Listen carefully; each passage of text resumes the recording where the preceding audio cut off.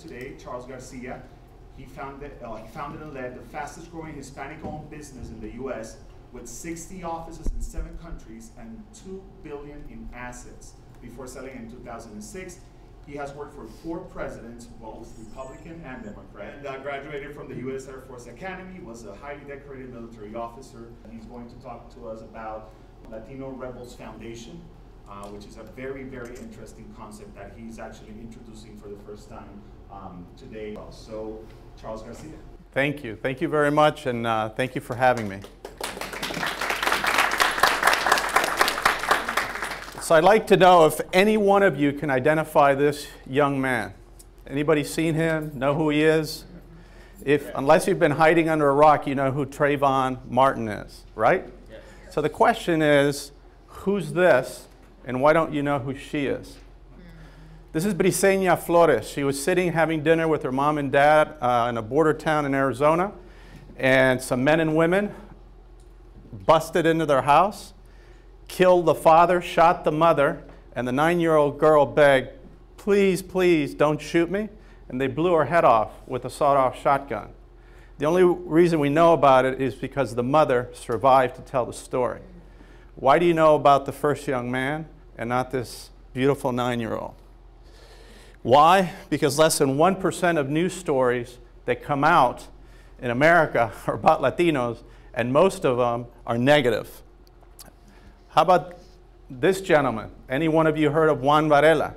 Juan Varela was sitting doing some yard work in the front of his house, and his neighbor said, "Go back to Mexico, you've been here before I killed you," and shot him in the face and killed him. Only 3% of writers, filmmakers, are Latinos. So these stories are not coming forward.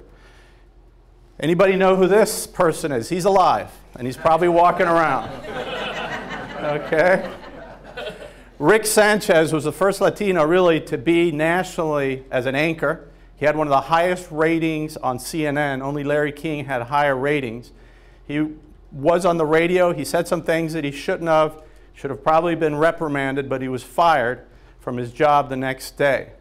Not one Latino organization in the entire country came to his defense. Nobody. Ironically, the person that came to his defense was a guy named Abe Foxman, who's the head of the Anti-Defamation League, a Jewish man, and they became very good friends. Rick is now in the air because my partner, Sol Trujillo, went to Fox News, met with Roger Ailes, I was there with them, and said, "We got to get this man back on the air." And about a week later, I went back with Rick, met with senior leadership. A month later, he was on the air. He's a contributor of Fox News and with Mundo Fox. The question is, why didn't anyone in our community come to his defense? And ask yourself this: if he was African American, do you think he would have been fired? Latino Rebels broke a major story yesterday. Latino Rebels was started by Julio Varela a few years ago, has 30 or 40 writers.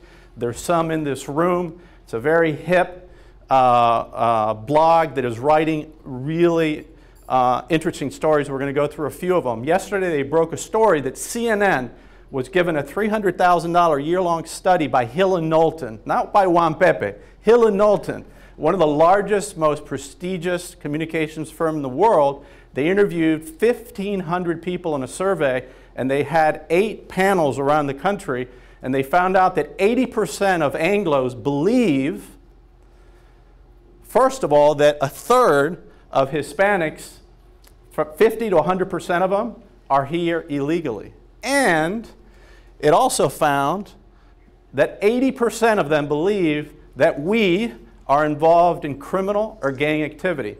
CNN sat on it for two weeks and said they weren't interested in publishing it. And this Latino Rebels called them out yesterday. If you know who Erica Andiola is, she's a dreamer in Arizona. On the 10th, 11th of January, her home was raided by ICE. They took her mother and they took her brother. Who did she do? She called Latino Rebels. I got a call around 11 o'clock at night, and I put out this tweet that went viral, got over 2,000 retweets. In the morning, Latino Rebels came out with a story. You can see here the National Hispanic Media Coalition thanked Latino rebels for their timely update. Fernanda Santos, who writes for the New York Times, put out a tweet that the most up-to-date information is with Latino rebels.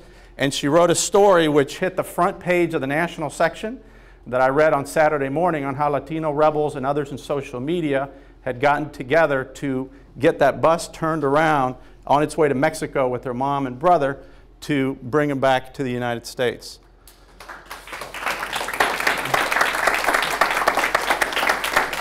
And this is what really impressed me about Latino rebels. In Puerto Rico, the most successful television program is called La Comay. It gets $5.2 million in advertising. About a month after Hector Camacho was assassinated, a young journalist by the name of Gomez was killed, and this puppet show said they had FBI information and the guy was a homosexual and that he was trolling for prostitutes and he should have been killed and a whole bunch of other homophobic stuff. A Spanish language Facebook page was started to boycott the show. The next day, an English language site set up by Latino rebels started to boycott the show. These are the sponsors. Right before Christmas, 10 sponsors had dropped. And by January 7th, all 45 sponsors dropped the show and it was canceled. Latino rebels did that. When I saw that, I said, man, this is powerful. Latinos are on social media. If we can use social media, what we need to do first is start a foundation that builds a pipeline of Latino journalists, Latino filmmakers, and also is like an ADL, but using social media instead of bricks and mortar. Now I want to show you a video.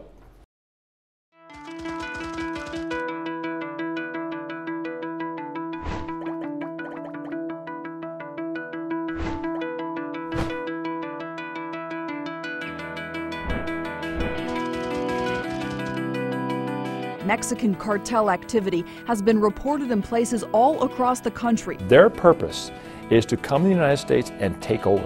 Its Caribbean location and political status make the U.S. Commonwealth an ideal route for cocaine traffickers. And more than half of the state's most wanted criminals are suspected illegals.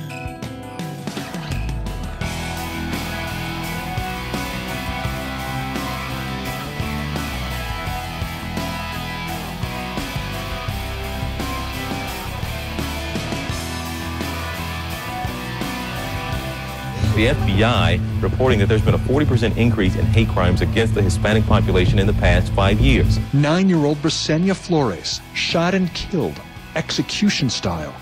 It's a tragic and strange story. Varela's killer. This is a very disturbing claim. They say his killer was encouraged to carry out what they think is a hate crime because of the ongoing controversy over Senate Bill 1070.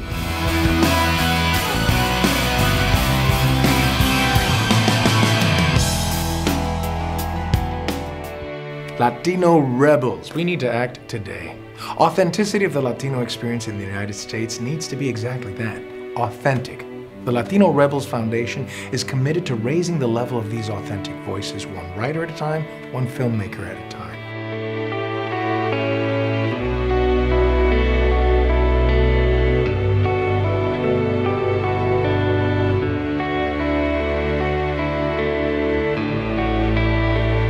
It'll hone the power of a connected and active community committed to changing the paradigm on how U.S. Latinos are viewed in the media and on film. We need your help to reach our goal. We need 899 donations of $89.99 or 899 donations of $8.99. If perception is reality, then it's time to share our own reality with the rest of the world. Support the Latino Rebels Foundation. The time is now.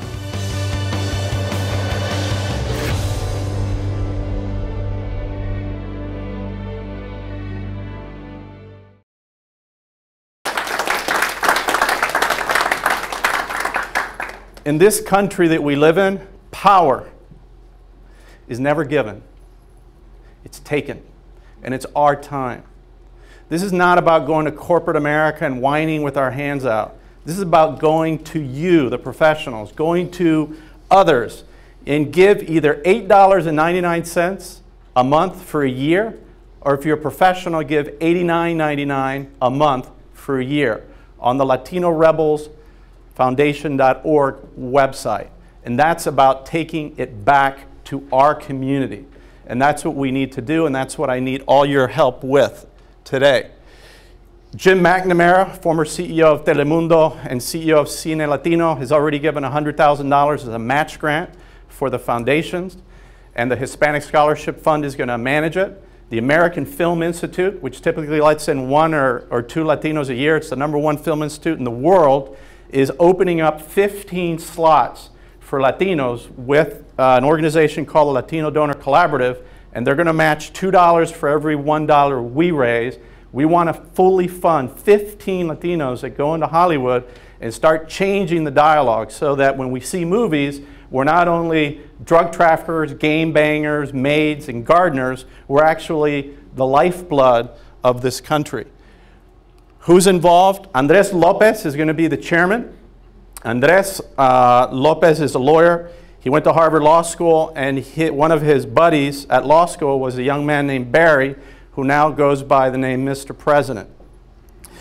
So he, with Eva Longoria, helped raise $50 million from the Latino community. He's going to be on it. If your name isn't on here yet, it's only because I don't know you.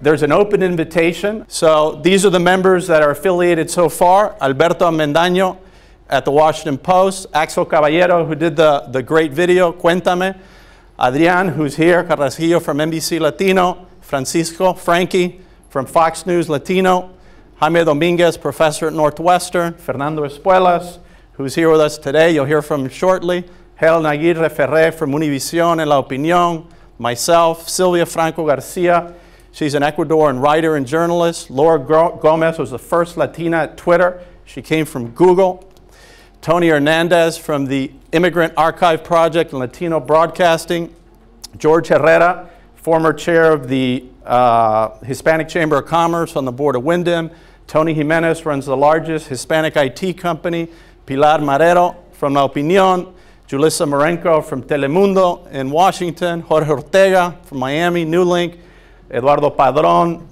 head of Miami-Dade College, Claudia Puig from Univision, Frank Rodriguez, Corporate Creations, Manny Ruiz, you know him from Hispanicize, Rick Sanchez has joined us too, Otto Santa Ana is an amazing guy, just wrote a book called Juan in 100, he's at UCLA, Ernesto Sosa, who is a social media maven, and he's helping in a presentation, runs his own social media company, Leonel Sosa, built the largest Hispanic-owned advertising company in the United States, sold it.